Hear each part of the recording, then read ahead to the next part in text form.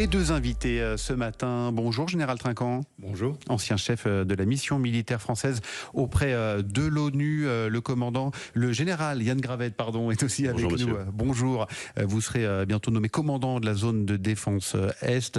Général de corps d'armée aujourd'hui, vous êtes général de division. Emmanuel Macron l'a annoncé hier soir, le défilé du 14 juillet va quitter les Champs-Élysées provisoirement l'an prochain, année des Jeux Olympiques. Il aura lieu de Vincennes jusqu'à la place de la Nation. Général Yann Gravette, cela va changer quoi pour vous les militaires ? Alors ça ne va pas changer grand-chose, parce que d'abord le 14 juillet c'est la fête nationale, et puis le traditionnel défilé militaire, qu'il se fasse sur les Champs-Élysées ou qu'il se fasse du côté de Vincennes, c'est d'abord un grand moment de rassemblement et de fierté des Français autour de leurs armées. Alors cette année, sur les Champs-Élysées, ce seront les forces morales de la nation et la solidarité stratégique avec nos alliés qui seront mises à l'honneur. Ce sera aussi l'occasion de voir de nouveaux équipements que la loi de programmation militaire qui a été votée hier vont permettre de doter les armées françaises dans les années qui viennent. Justement, cette armée qui va défiler aujourd'hui, est-ce qu'elle est prête à faire la guerre, Général Trinquant ? Elle est prête aujourd'hui et elle sera prête encore mieux demain. Je rappelle que pendant des années, les budgets ont été rognés, cassés, et depuis 5 ou 6 ans, le budget remonte, donc réparation des armées, et maintenant modernisation des armées, avec des contrats nouveaux. Je rappelle qu'il y avait la réunion de Vilnius qui validait en fait les contrats opérationnels dans l'OTAN, et ça veut dire que globalement, on doit être prêt non pas en 6 mois, mais en 30 jours. Ça change beaucoup de choses pour les unités d'être prêts en 30 jours. Mais bien sûr, vous l'avez vu au moment du déploiement en Roumanie, la France a été capable de déployer très rapidement ses forces en 8 jours en Roumanie. Oui, tout de même, l'armée française avait beaucoup de retard. Non, là, c'est assez exceptionnel, Général Gravette, cette loi de programmation militaire qui vient d'être votée. 413 milliards d'euros d'ici à 2030, c'est 40% de plus que la précédente LPM. On était si en retard que ça ? Il faut d'abord commencer par rappeler ce que c'est qu'une loi de programmation militaire, parce que nos auditeurs ne le savent pas forcément. C'est une loi qui est votée pour plusieurs années, en l'occurrence 7 ans, pour la loi de programmation militaire 2024-2030, voulue par le président de la République, et qui a été portée par Sébastien Lecornu, le ministre des Armées, jusqu'à son vote hier. Pourquoi 7 ans ? Parce qu'on ne peut pas gérer des besoins qui se pensent sur 10-15 ans, mais en fait qui se pensent sur 40 ans, si on gère à l'année, à l'annuité, comme une loi de finances annuelle. Ce sont des investissements très lourds, et donc très concrètement, cette loi de programmation militaire, c'est d'abord la modernisation des 2 composantes de la dissuasion nucléaire, qui est un des 2 fondements de notre défense, et aussi le renouvellement de l'essentiel des matériels de l'armée de terre, avec, je cite le chiffre, plus de 4000 engins blindés. C'est une marine militaire de premier rang, une marine de guerre de premier rang, avec le porte-avions Charles de Gaulle, 40 Rafales dessus, son successeur qui sera lancé, et puis 15 frégates de premier rang. C'est aussi pour l'armée de l'air plus de 250 aéronefs, dont 185 avions de combat, et puis ce sont évidemment des hélicoptères. C'est pour tous l'ère du combat collaboratif, avec l'ère numérique, c'est-à-dire qui permet du sergent au général de division, au commandant de flotte ou au pilote dans son avion de connaître la situation tactique instantanément, où sont les amis, où sont les ennemis, de gérer la logistique, de commander des tirs. Et puis c'est l'entrée dans les nouveaux champs de conflictualité que sont le cyber, le spatial, les fonds marins, le champ informationnel. C'est finalement contribuer, pour reprendre la formule du général Burkhardt, le chef d'état-major des armées, c'est contribuer à gagner la guerre avant la guerre. On va y revenir, Général Yann Gravette, sur cette guerre du futur, ces nouveaux moyens. Vous parliez de cette loi de programmation militaire. Il y a tout de même un paradoxe, plus de crédits alloués, mais finalement moins de commandes dans les années à venir. Alors, qu'est-ce qui compte ? Ce qui compte d'abord pour une armée, ce sont bien sûr ses équipements, mais c'est surtout, je l'ai dit, ce sont ses forces morales. Thucydide, le grand stratège et historien grec qui a raconté la guerre du Péloponnèse entre Sparte et Athènes, disait ce ne sont pas les murailles ni les vaisseaux qui font la force d'une cité, c'est le caractère de ses citoyens. C'est quoi les forces morales ? C'est justement cette résilience, cette capacité, comme l'ont montré les Ukrainiens, à encaisser un choc très rude, à résister et puis à reprendre l'ascendant sur un adversaire. C'est d'abord ça. Ensuite vient l'équipement. Et bien sûr, là, on est dans les sauts technologiques. Je crois que le délégué général pour l'armement, Emmanuel Kiva, s'est exprimé sur votre station il y a que le moment. Donc, il vous a expliqué les sauts technologiques auxquels nous nous préparons. Et donc, nous ne faisons pas qu'accompagner les changements. Nous les anticipons. Je vais prendre un exemple historique encore. La fin de la guerre de 100 ans, c'est la bataille de Castillon, où l'artillerie, le saut technologique de l'artillerie qu'a fait l'armée française surclasse les Anglais. Mais tout de même, général Yann Gravette, on ne fait pas la guerre avec de la morale, mais avec des armes, moins de rafales, par exemple. Du moral, pas de la morale. Du moral et pas de la morale, effectivement. Du moral et du mental. Et c'est l'occasion de parler du sport dans les armées, parce que le sport, il est constitutif de notre physique, parce que l'engagement militaire est un engagement éprouvant physiquement, mais également mentalement. Il y aura dans ce défilé aujourd'hui un carré de 64 sportifs de haut niveau de la défense, dont certains ont toutes leurs chances pour concourir au nom de la France aux Jeux Olympiques de l'année prochaine. Ils incarnent, avec les réservistes, avec les personnels actifs qui seront ce matin sur les champs, ils incarnent ces forces morales. Je reviens à nouveau, plus de sport, moins de rafales, c'est ça qu'il faut retenir. Simplement pour revenir sur l'aspect moral que vous soulignez, la défense, c'est l'objet de toute la nation. On voit défiler les forces et qui montrent les capacités qu'elles développent, mais l'importance et la cohésion nationale autour de cela. Les forces morales, c'est bien sûr, comme disait Bernanos, pourvu que le derrière tienne, en parlant de l'arrière. Et c'est ce qu'on voit aujourd'hui lors du conflit en Ukraine, c'est la population qui est derrière son armée, qui est avec son armée, qui fait partie de son armée. Rappelons que les soldats sont des citoyens, font partie de cette nation. Et c'est l'objet du 14 juillet, d'avoir l'armée et les citoyens français réunis autour de cette cause de la défense de notre pays. C'est ça, et avec les réservistes qui pour la première fois défilent sur les Champs-Élysées, ils sont vraiment utiles, ces réservistes. Il est prévu d'ailleurs d'en augmenter considérablement les effectifs. D'en doubler le nombre. D'en doubler le nombre d'ici à 2030. Ils sont vraiment nécessaires? Alors ils sont nécessaires dans l'armée, bien sûr, mais ils sont nécessaires dans la nation. C'est un flux permanent entre la nation et l'armée.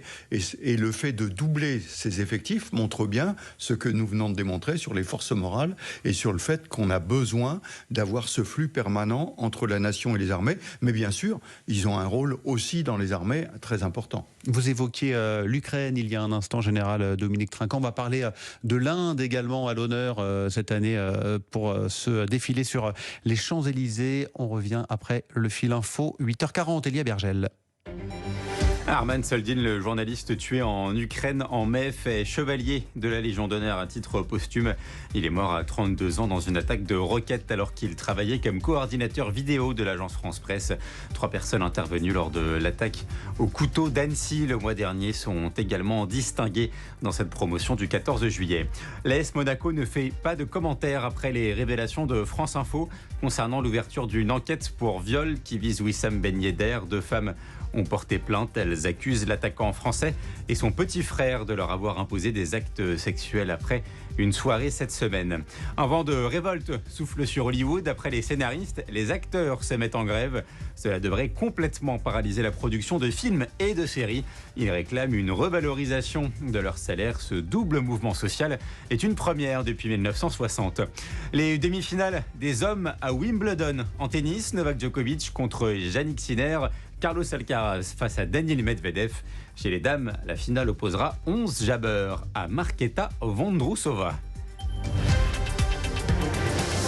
France Info. Le 8-30 France Info, Agathe Lambré, Victor Matet.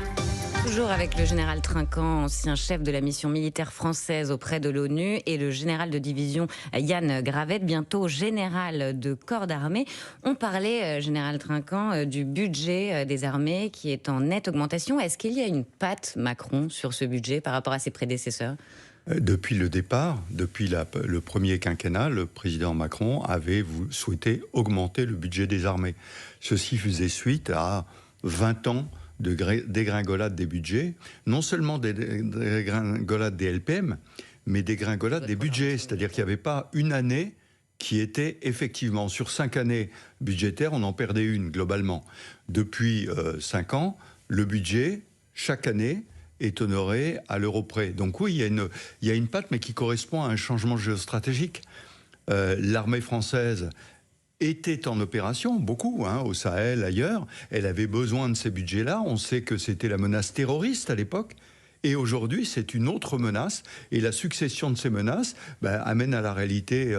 Et c'est pour ça que la loi de programmation a été votée hier, de façon à permettre justement d'avoir les fonds à hauteur des besoins des armées. Alors qu'avant, c'était les armées qui s'adaptaient globalement au budget qu'on voulait bien leur donner. Maintenant, on donne enfin les budgets dont les armées ont besoin. L'une des spécificités cette année, c'est l'Inde qui est à l'honneur de ce défilé avec l'invitation du Premier ministre indien Narendra Modi. L'Inde, partenaire controversé, mais partenaire surtout devenu incontournable, Général Gravette? Oui, alors vous le savez, notre défense, elle se fonde notamment sur 2 piliers, la dissuasion nucléaire et notre appartenance à l'Alliance Atlantique, à l'OTAN, en plus de l'Union européenne, bien sûr, mais elle se fonde aussi sur des partenariats stratégiques. Alors pourquoi un partenariat stratégique? Il va être illustré dans ce défilé avec la participation de 3 Rafales indiens et puis de 269, je crois, militaires indiens qui vont défiler au sol. Mais pourquoi? Pourquoi? Parce que la France est une nation riveraine et souveraine de l'Indo-Pacifique Sud, avec la Nouvelle-Calédonie, avec la Polynésie, avec la Réunion. Il y a plus de 2 millions de Français, de citoyens français qui vivent dans cette région du monde.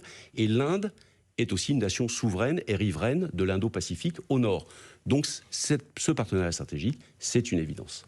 L'Inde, c'est aussi un client très important dans notre industrie de défense. Le pays qui a donné hier son accord de principe pour l'achat de 3 sous-marins et de 26 Rafales. Ils vont remplacer les MiG-29 russes. C'est un signal envoyé en pleine guerre en Ukraine, Général Trinquant? Oui, alors le réalisme des Indiens fait qu'ils se rapprochent des équipements de qualité. Mais l'Inde, il se trouve que j'avais eu l'occasion de visiter des sites en Inde il y a quelques années, et ce qui m'avait frappé, c'est qu'en Inde, la technologie est une technologie de pointe. Et donc le fait que les Indiens soient capables d'identifier des matériels de très haute technologie et de faire le choix des matériels français, c'est bien sûr... Ils ont du mal à produire eux-mêmes. Oui, exactement, parce que ils fabriquer un certain nombre de Mirages, mais le Rafale, ils n'ont pas encore pu le faire. Donc ça prouve que un pays comme l'Inde, dont on sait les grandes qualités, je rappelle que la Silicon Valley tourne grâce aux Indiens, quasiment, eh bien ça montre la qualité des équipements français choisis par ce pays. Et l'industrie française, d'ailleurs, l'industrie de l'armée ne connaît pas la crise dans le monde, et en France en particulier. La France est très haut placée, non? Après la Russie, après les États-Unis et la Russie. Alors la particularité des matériels français, c'est que souvent ils sont utilisés en opération. Et donc ces matériels, si vous voulez, c'est pas seulement montrer un showroom avec des beaux matériels. C'est que les armées françaises prouvent tous les jours que ce sont des matériels efficaces. Et donc ça renforce la capacité des matériels à être acceptés, mais vous le citiez, avec la LPM, l'augmentation des budgets, il y a une augmentation de la dotation des équipements dans l'armée française également, avec un changement radical, c'est le programme Scorpion pour l'armée de terre, un changement radical en qualité qui fait que nous avons plus de matériel et de plus grande qualité. Pour revenir en un mot sur cette loi de programmation militaire, on en parlait tout à l'heure, est-ce qu'on peut parler d'une sorte d'échantillonnage? En gros, on investit dans énormément de domaines plutôt que se concentrer sur la masse. Alors je vous laisse tout à l'heure rebondir sur le mot du général Trinquant qui évoquait la nécessaire cohésion nationale, et moi maintenant je vais parler de la nécessaire cohérence du matériel des armées. Il ne sert à rien d'avoir des centaines de milliers d'équipements qui ne se parlent pas, qui ne sont pas capables de combattre et de travailler ensemble, et c'est ça, tout l'effet attendu de cette loi de programmation militaire, c'est d'avoir une immense cohérence grâce au combat collaboratif que j'ai évoqué tout à l'heure, la capacité donc à tout instant des équipages, des équipements, de se parler, d'utiliser tous leurs moyens de façon instantanée, de façon extrêmement précise. Il vaut mieux avoir une armée extrêmement cohérente qu'une armée parfois extrêmement nombreuse. L'aide à l'Ukraine est incarnée aussi aujourd'hui avec notamment des canons César qui défileront. On en a livré à l'Ukraine. À propos de cette guerre, Joe Biden a jugé hier que Vladimir Poutine avait déjà perdu et qu'il finirait par négocier. Général Trinquant, est-ce qu'il y croit vraiment ou c'est performatif, c'est de la communication? Non, alors je vais vous dire, il y croit, mais moi j'y crois depuis le premier jour. Le 24 février, le président Poutine a fait une erreur magistrale stratégique, il s'est trompé. Il pensait que l'Ukraine allait redevenir une colonie russe sans coup férir, avec des fleurs sur le passage des chars russes. Il s'est trompé dès le premier jour. Mais il s'est trompé en plus dans la durée, parce que, ayant connu cet échec initial, il n'a pas été capable de revenir en arrière. Il s'est enferré dans cette campagne, et aujourd'hui, cette campagne présente des difficultés pour l'Ukraine. Oui, ça fait un mois qu'elle dure et qu'elle patine. Alors là, on parle de l'offensive. Je rappelle, la grande différence, c'est que les Russes ne sont plus que dans la défensive. Ils ne peuvent plus, à part Bakhmout qui a été un épiphénomène, ils n'arrivent plus à aller en offensive. Donc les Ukrainiens sont en offensive. Vous avez raison, ça dure depuis 1 mois et demi. Et là, j'ai un petit mot de soldat à ceux qui, depuis 1 mois et demi, la réserve ukrainienne attend. Et vous savez ce que c'est d'attendre, d'avoir les combats en première ligne, et vous êtes là, et on va vous dire en avant en direction Bakhmout, en avant en direction Zaporijjia, et maintenant, il faut y aller, les gars. Ça fait 1 mois qu'ils font ça, silence radio, personne ne parle, tout le monde est planqué, et je peux vous dire que là, les forces morales, il y en a besoin. Vous avez parlé de la défense russe. Quelle est la stratégie de l'autre côté, de la stratégie des Ukrainiens ?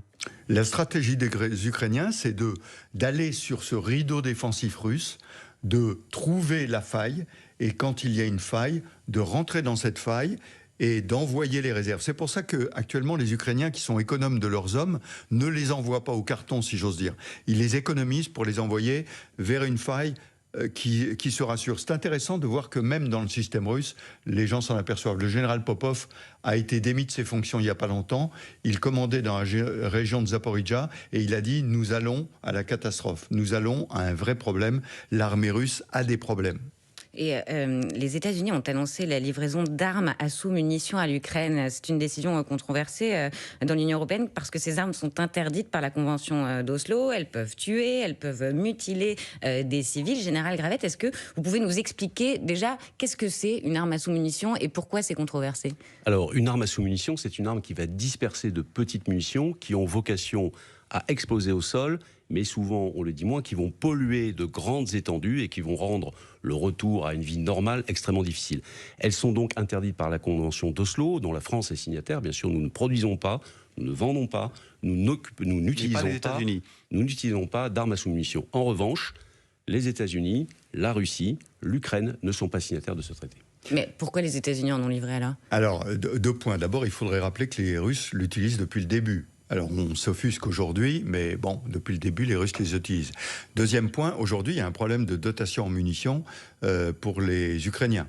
Et les munitions que vont donner les Américains, ce sont des obus de 155, donc ceux qui sont utilisés et qui permettent 2 choses. Et les Ukrainiens ont publié les limites d'emploi de ces armes. Elles vont être utilisées prioritairement sur les zones minées. Alors, c'est pas devant un sapeur que je vais expliquer ce que c'est que le déminage, mais ça participe au déminage. La 2e règle qui se sont fixées, c'est d'avoir une cartographie bien établie des zones dans lesquelles ils les utiliseront, de façon à pouvoir effectuer ensuite la dépollution. Parce que c'est vrai qu'il y a un danger de pollution, mais à partir du moment où elles sont utilisées dans les zones où il y a l'armée russe, où il y a besoin de, justement, faire la faille foncée, eh bien, elles seront utiles. Mais bien sûr, la France, elle, signataire des accords de la Convention d'Oslo, ne les emploie pas, mais comprend la position dans laquelle se trouvent les Ukrainiens et les Américains actuellement. Général Dominique Trinquant, général Yann Gravette, vous restez bien sûr avec nous. On va continuer à parler de l'Ukraine, de l'OTAN et puis de la guerre du futur. Ce sera dans un instant, après le fil info, 9h-10, Elia Bergel. Le ministre des Armées assure comprendre les débats autour de la visite du dirigeant indien Narendra Modi à Paris pour le 14 juillet. Il représente l'un des plus grands pays du monde, explique Sébastien Lecornu. Plusieurs ONG dénoncent la dérive autoritaire de Modi, invité d'honneur du défilé sur les Champs-Élysées. Sur France Info, le délégué général à l'armement confirme ce matin l'acquisition de 26 avions Rafale par l'Inde. Pour ce 14 juillet, dans la foulée des émeutes urbaines, le gouvernement met le paquet sécuritaire. 45 000 policiers et gendarmes sont mobilisés aujourd'hui. La nuit dernière a été calme, pas de violence à signaler. Catherine Colonna, la ministre des Affaires étrangères, fait part de son étonnement devant la nomination d'une Américaine à la tête de la direction concurrence de la Commission européenne, une direction notamment en charge d'enquêter sur les abus de position dominante des géants du numérique. Vous risquez à nouveau de ne pas trouver de JDD en kiosque dimanche pour la 4e semaine consécutive.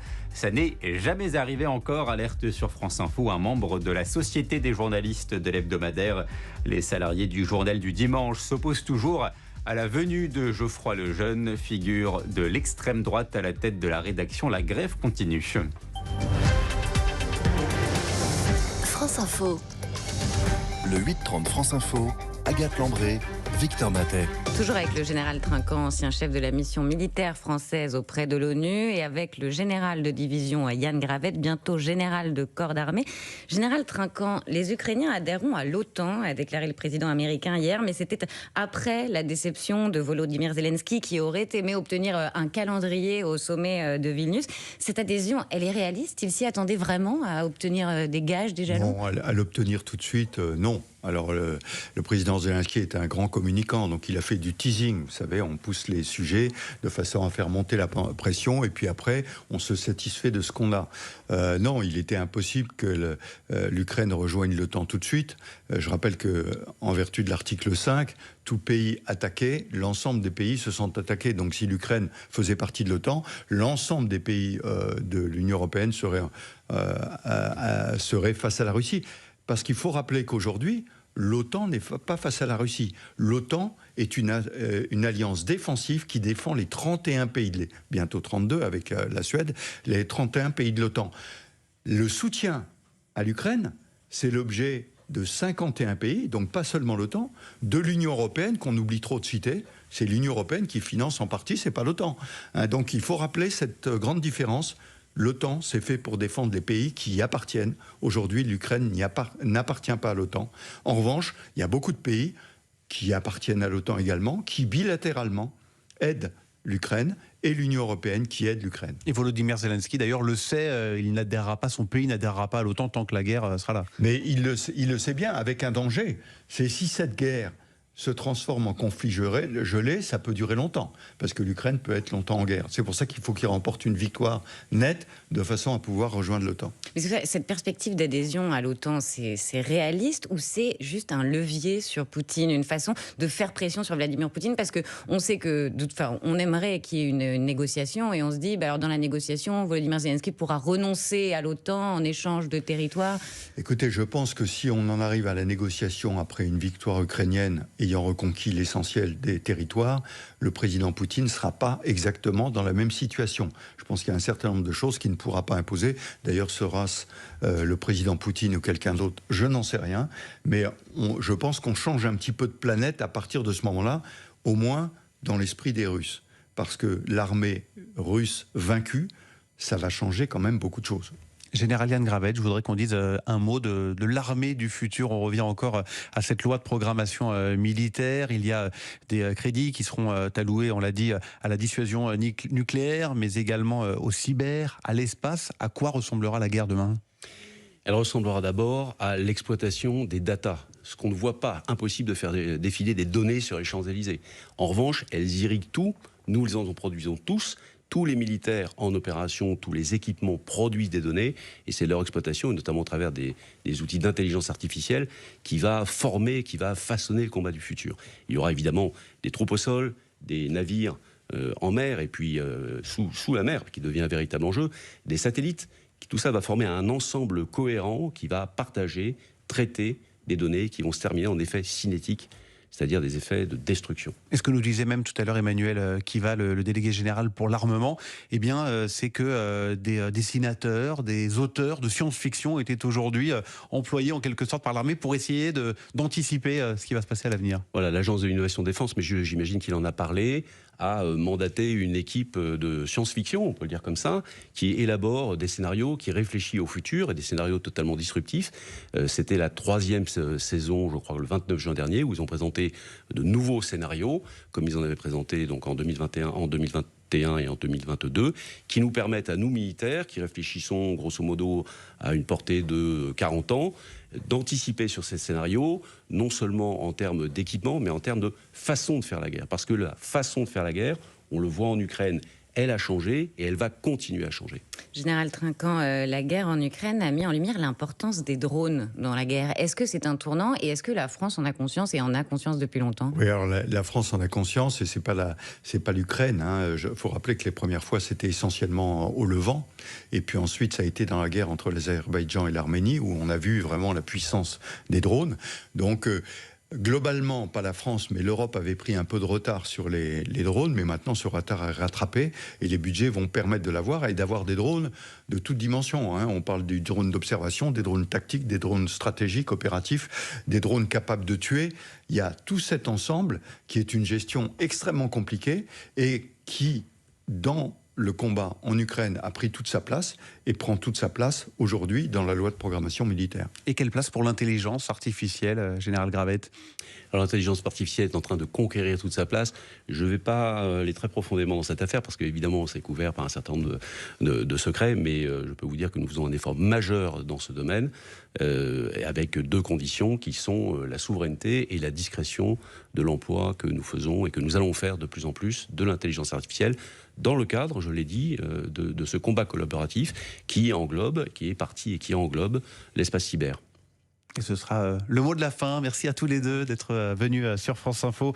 Général Dominique Trinquant, ancien chef de la mission militaire française auprès de l'ONU, et le général de division Yann Gravette, bientôt général donc de corps d'armée. Merci à tous les deux d'avoir été avec nous. Merci. Merci.